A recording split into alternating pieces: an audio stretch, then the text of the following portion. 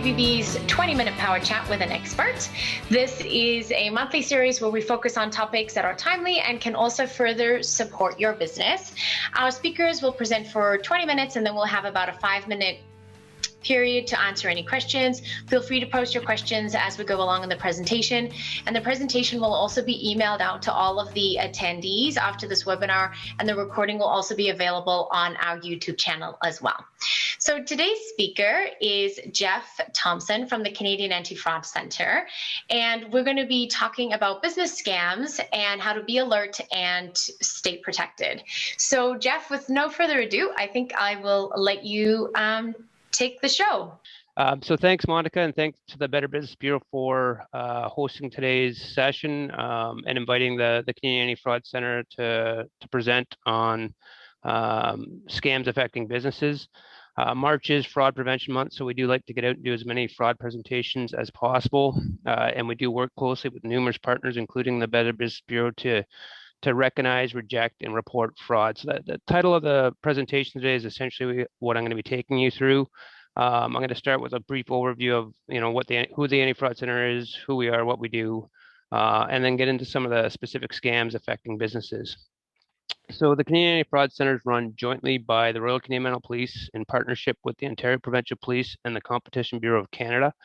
Our goal is to reduce fraud in Canada, and we do this through a number of initiatives.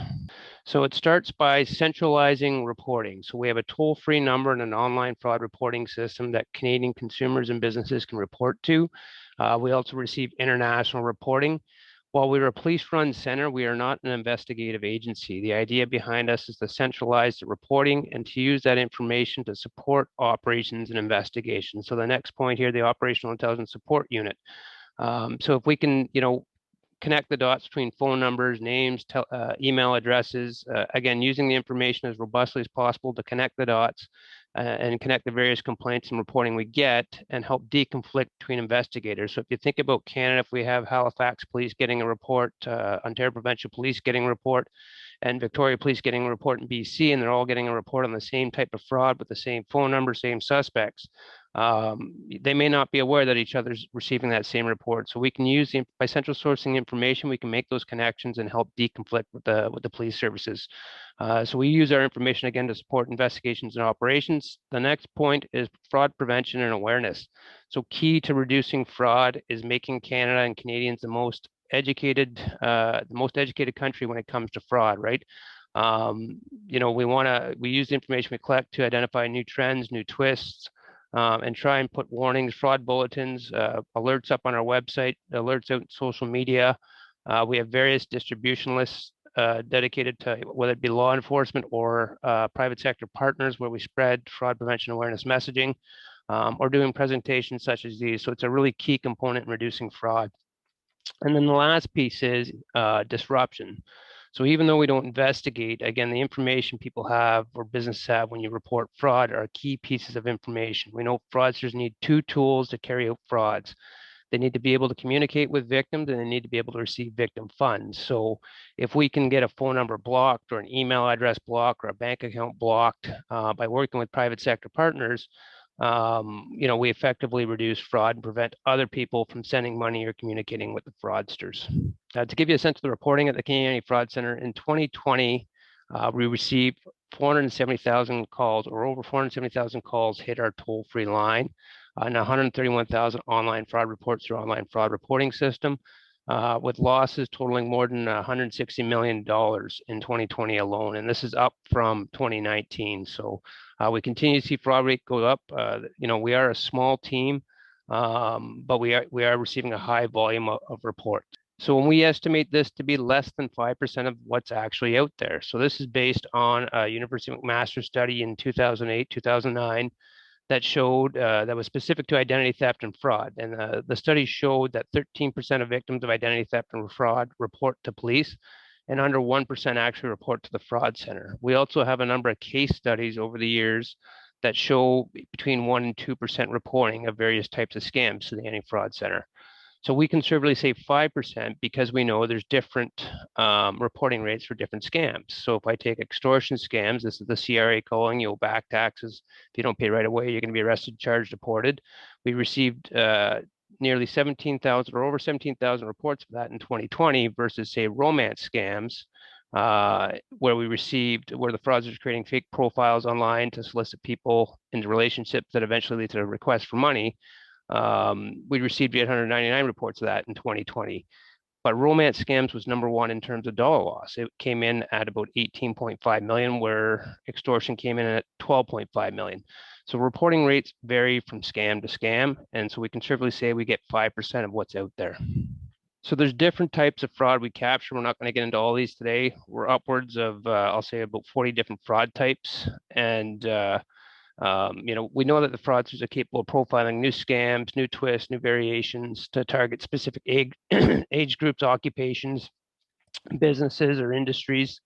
The COVID-19 pandemic is a prime example of how they were able to adapt, say, phishing, messaging, and phishing emails, or spear phishing emails, and even just create merchandise scams centered on personal protective equipment. So the scams we'll cover today are COVID-19 scams affecting businesses, spear phishing, which is a very hot topic today, and vendor fraud or sale of merchandise scams. So for businesses selling goods online.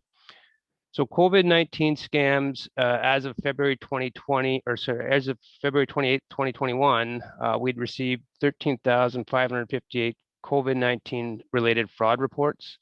Of these, 11,789 were victims, reporting just over 7.2 million in reported losses. So we know there's a variety of COVID-19 scams that are specifically targeting businesses, one being merchandise scams, so people looking to procure personal protective equipment, finding bogus websites, or being connected, through procurement people to bogus vendors. And we've seen businesses lose large sums of money trying to procure personal protective equipment to keep your business open. So you really want to do your due diligence when you're buying personal protective equipment, PPE.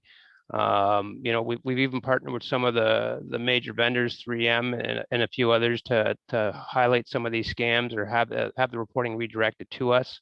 But essentially, we've seen hand sanitizers, face masks, gowns, so it was a variety of merchandise scams that have targeted businesses more so in the procurement side of it. The other area we've seen is government benefit frauds. Merchandise scams accounted for about 4.7 million in losses in 2020 alone. So, and we know a lot of it is tied to, again, the personal protective equipment and the COVID-19 merchandise scams. Government benefit frauds, this is where we're primarily referring to identity theft and fraud, but it's also affected businesses. So fraudsters applying for, say, CERB benefit in an individual's name. At the same time, we know they've gone lengths to also apply for, I think it's called CEBA, the Canadian Emergency Business Assistance Program, in a business name. And there's different ways they've done this, from, changing your Canadian corporation number or adding themselves, gaining access to your CRA account, making that application. In terms of the CERB, we're also aware of sort of the credential stuffing attacks that have happened, where they've harvested usernames and passwords from previous data breaches and used those to access CRA accounts to make the applications. So there's different government benefit frauds that are ongoing that are also targeting businesses, CEBA being one of the main ones. Victim vendor scams. So any business selling goods online is subject to receive a fraudulent order. And probably one of the biggest areas we see is card not present fraud, or CNP fraud. So basically, CNP fraud happens anytime you receive an order where the card and card holder are not present. So typically through email, telephone, or over the internet, through your website. And typically what'll happen is it'll be like a new order, somebody, like a new request or new order coming in. It'll be urgent. They may pay for it with multiple credit cards. They may, the shipping address doesn't match the address of the card holder. Again, multiple credit cards, and large ticket items. So expensive items you might be selling is typically what they'll target. And again, it'll be an urgent request order that you need to get out right away. So if you process the credit cards, eventually you receive chargebacks. because the cards that were compromised cards or stolen cards that they used to pay for the goods. And if you've shipped the goods, you might be out of luck with getting the goods and plus the chargeback. So we've seen businesses go bankrupt because of CMP fraud. So it's certainly something to keep an eye on. And it's something that's been on the radar since, chip and pin rolled out, right? So when chip and pin rolled out, what we saw was the credit card fraudsters turned to the CMP fraud environment as it was harder to skim card data. The second area of victim vendor frauds is purchase order scams. So this is almost like a business email compromise scam, which we'll get into, but essentially it looks like it's an order coming in from a client you may already know or do business with, or a reputable business, and they want to set up a purchase order, again, ordering large ticket items, placing large orders, large amounts of equipment or goods that they're looking to order. You set up the purchase order, you ship the goods, and then the purchase order never gets paid. So they're essentially spoofing known or reputable businesses, in some cases, businesses you may already do business with. And this is one that's been ongoing for about at least 3 years now that popped up. Oftentimes with purchase order scams, what we see is goods will ship to a domestic logistics company or a reshipper. And once they hit that logistics company, then they're reshipped overseas to potentially another logistics company or reshipper, and then onwards to even a third country. So very much international in scope with a lot of these frauds. So one of the main areas that's popped up over the pandemic and COVID-19 pandemic in the past year is the spear phishing attacks or business email compromises. And there's 5 different variations of spear phishing that we see. And this scam typically is number 2 in terms of reported dollar loss, and again, a more underreported fraud. So it's the 5 different variations, starting with the first one, your business executive spoof, probably the most common business email compromise or spear phishing attack. And this involves employees of a business receiving emails that look like it's coming from the president, the CEO, the chief financial officer, and asking for an urgent transaction to take place. So in a lot of cases, some of the early cases we saw, targeting, say, smaller associations, hockey associations, or religious groups, what the fraudsters would do is they'd see that the president, your business, you have the president of the company listed on your website, and you have your treasurer listed on your website. So in the case of a hockey association, they could send an email that looked like it came from the president and directly to the treasurer, because the contact information for these people was listed right on their website as well. Also making it more easy to spoof. So the email goes in, it looks like it's coming from the president or CEO, and it asks for an urgent transaction, often cases of wire transfer to take place. And usually, I'm working overseas, maybe not during the pandemic period, but I'm working out of office, or I'm conducting urgent business with such and such. Can you please complete the following transaction for me immediately? I need this done ASAP, right? So with the business executive spoof, or with any sort of spear phishing, one of the key things we want to encourage is to have a plan in place where any requests for transactions that take place over email are confirmed in person or verbally over the phone, right? In many cases, the fraudsters will say, I can't talk right now. Another example was, that hit the school boards was, it looked like it was an email coming from a principal of a school, going out to all the teachers saying, I'm in a meeting at the board. Our staff meeting's happening next week. I'd like to be able to go out and buy gift cards for some of our staff whose birthdays are coming up. Can you please go out and purchase me some gift cards as soon as possible, right? And obviously a little bit more targeted, a little bit more crafty than the language I'm using here. Oftentimes with the spear phishing attacks, the fraudsters will, if they've infiltrated a network or a business network, they will monitor the communications between CEOs and financial departments and employees and understand the language that's used and what the relationship is between people. So again, that they can craft these emails to make it more believable. The supplier contract swindle. So businesses, McCune University out in Edmonton, Alberta, probably the best example of this. That was one that was in the news a few years back. I think it was about $11 million fraud, although I think they were able to recoup some of their money. But essentially, the university was I think they were building new residence or dorms, or had some big contracts going on with contracting companies and building companies. And the fraudsters were able to insert themselves into the communications again between the contractors and the university, and say, this is the contractor. I've recently updated or changed banks. Can you send the next payment to this new account? And again, the university, without verbal authentication or any sort of authentication, sent the next payment for the next invoice to the new account, which was an account controlled by the fraudsters. Head office spoof, one targeting franchise businesses quite frequently. I'm just trying to pick a business. I'm not picking on anybody here, but say like a 7-Eleven or a convenience store gets hit, and it might be over a phone or an email, but the email will look like it was coming from head office saying, we're currently experiencing problems with our gift cards. And the employee that's working that day picks up this email. Can you go grab some gift cards off the shelf? Go grab some Google Play cards or Amazon gift cards off the shelf, scratch the numbers off the back, and give me those numbers so we can test these cards. So again, it's an email that looks like it's coming from head office, targeting employees working a specific day, and often targeting franchise businesses. The payroll spoof, this is one targeting payroll departments essentially. So similar to maybe the business executive spoofs, but in this case, it's emails that look like it's coming from other employees of a big company. And it's emails going to the payroll department saying, this is Jeff. I've recently changed banks. Can you update my direct deposit information to the following bank account? And again, if the payroll department does this, it's an account controlled by fraudsters, and now my paycheck is going to the fraudsters, and I'm not getting paid. So it's one that's uncovered more quickly, however, can result in fairly substantial losses if all employees are hit, right?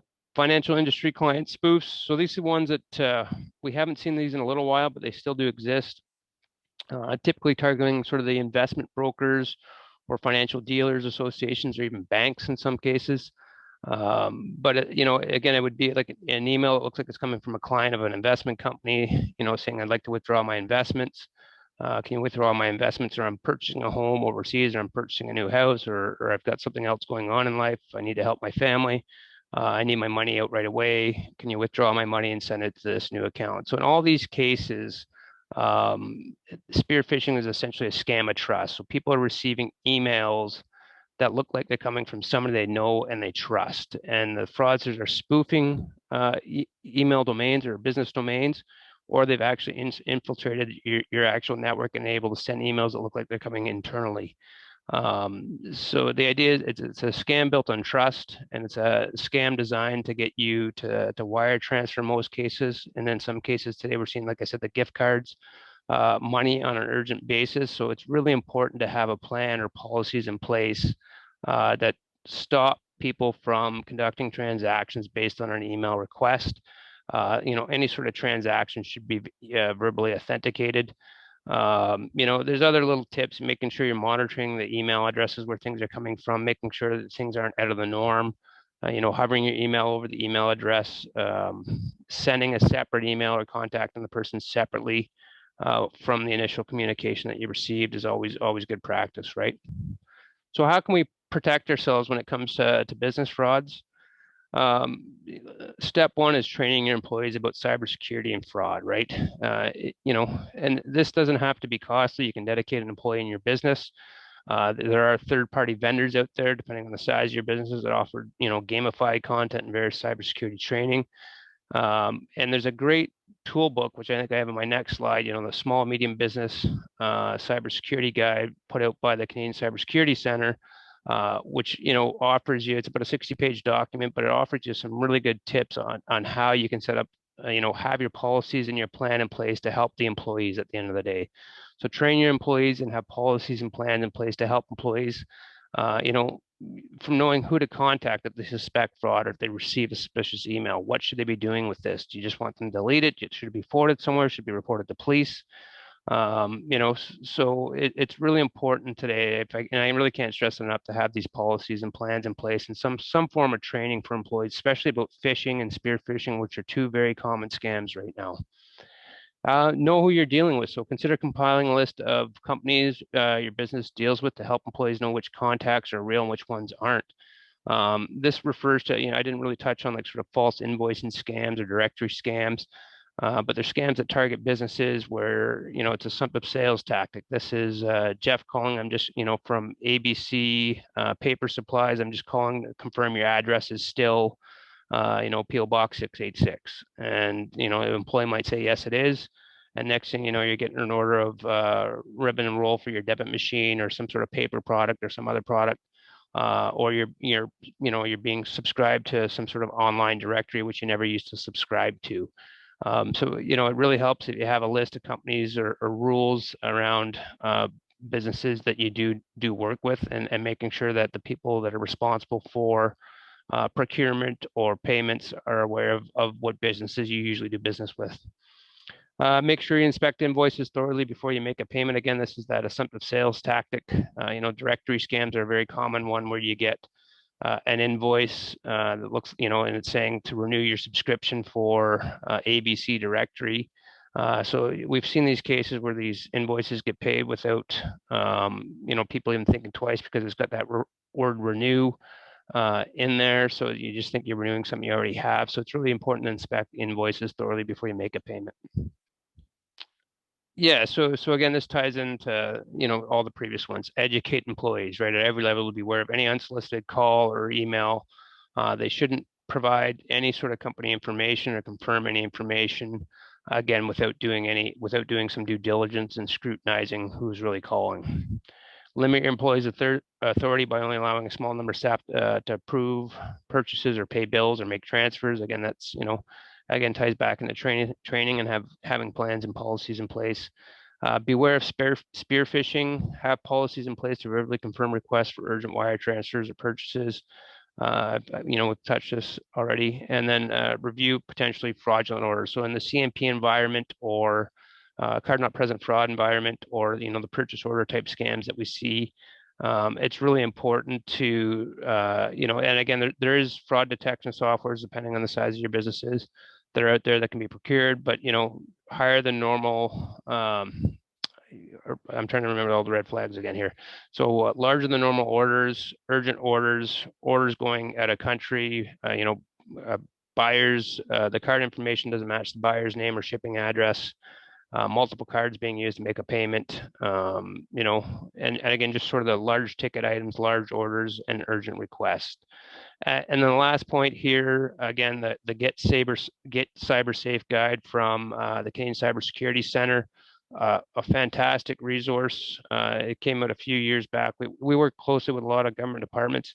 But as when it comes to educating businesses about fraud, small, medium-sized businesses, this is often a guide I referred to. It's a great starting point to go and develop your plans. And again, it doesn't have to be, but it doesn't have to cost you a lot of money to educating businesses about fraud, policies and plans in place. Businesses, and this guide offers you a guide I referred to. It's a great starting point to go and develop your plans. The last thing I can really say is really about cyber hygiene. It doesn't have to cost you a lot of money to have, or knowing that policies and plans in place, developing routine practices, guide offers, I guess, that help a good starting point your employees and yourself and your business succeed.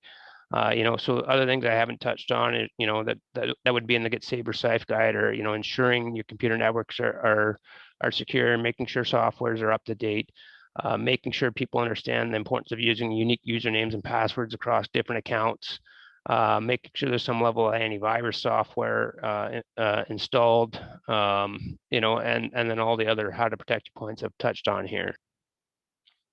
So reporting fraud. So recognize, reject, report, obviously, are the key pieces. Reporting fraud really starts with, and we want people to report whether they've lost money or not, so whether it's businesses or people, the information you have from a fraud is useful information in reducing fraud. Like I said, it can be used to link cases, and we can also take steps to disrupt some of these services or try and disrupt some of these services. And reporting fraud today starts by gathering all the information pertaining to the fraud, whether it's email correspondence, receipts, documents, telephone calls. And we really want people to create a chronological statement of events. The frauds are getting so complex today with the business email compromises, even some of the vendor frauds, the purchase order frauds with all the different shipping that happens. So it's really important to create that chronological statement of event, the who, what, where, when, why, and how it happened, right? And document day by day about who you talked to, when you talked to them, what they told you, how they told you to send money, what the Bitcoin addresses were, have documents and receipts ready. So it really helps when you're reporting, if you have it all put together in a nice package, because the scammers are coming up, the fraudsters are coming up with new twists, new trends every day using new techniques or payment mechanisms that we may or may not have heard of today. So the frauds are changing so much. It's really important that there's sort of a clear, concise report of what's actually transpired that we may or may not have Step two is heard of reporting today. So reporting the to your frauds are local changing police. so much. It's really So important fraud that is a there's sort of crime and needs to be reported to your local police. You often pay taxes in a community, and those local police are there to serve you. Local police, in most cases, are responsible for collecting the victim evidence and information in their jurisdiction. And if it's an international or national investigation, there's channels that they can go through that request the appropriate assistance. Step three, contact the Anti-Fraud Center. Again, we do work with local law enforcement. They may share your information, and they may also suggest that you call us directly. And more so in a case where you haven't lost money or personal information or been subject to any sort of data breach. They might direct you right to us and the easiest way to report to us is online. As you saw, we get a high volume of calls, so reporting online is the easiest way to go.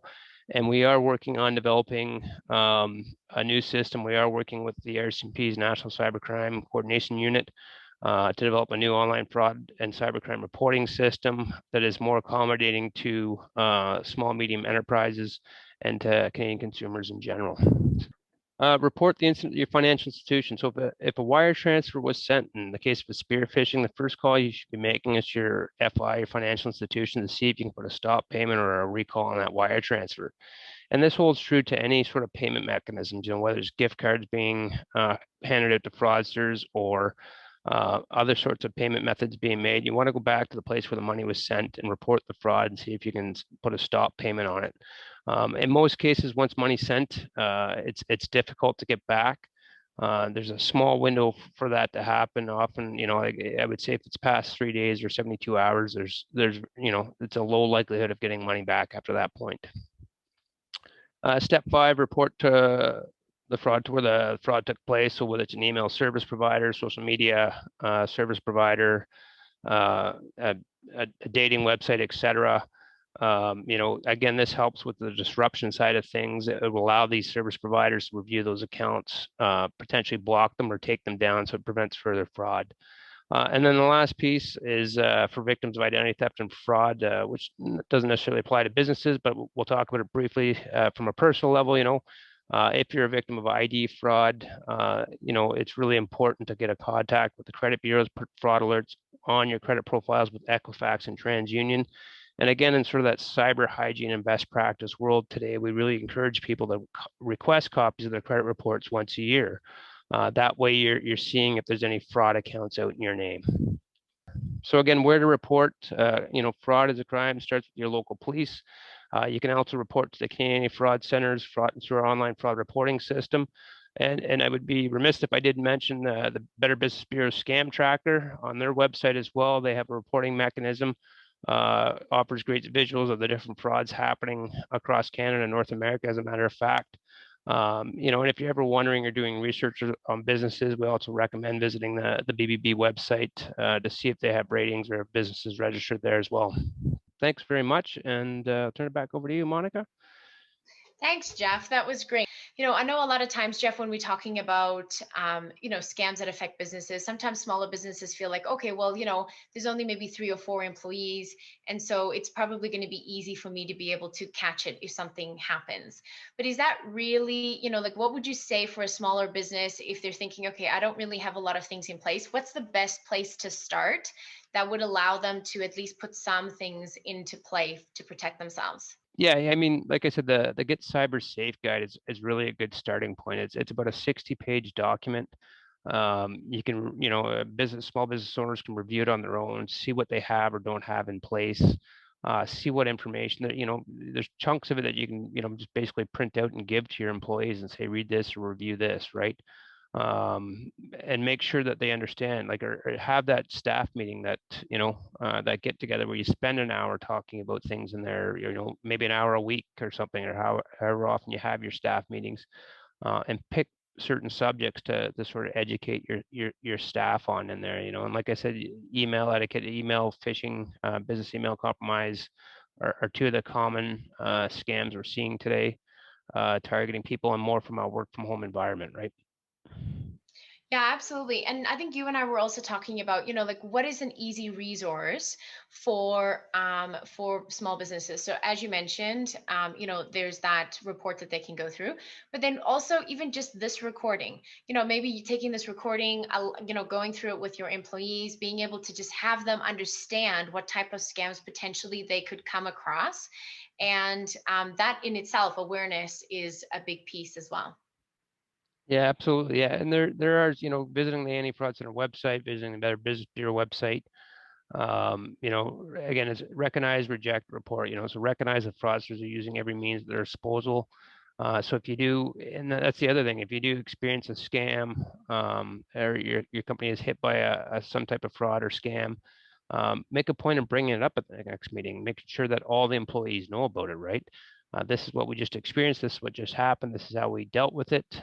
Be aware that we're being targeted with this stuff, that it's circulating, and really spread the word. It's about spreading the awareness messaging to your staff, family members, and friends, right?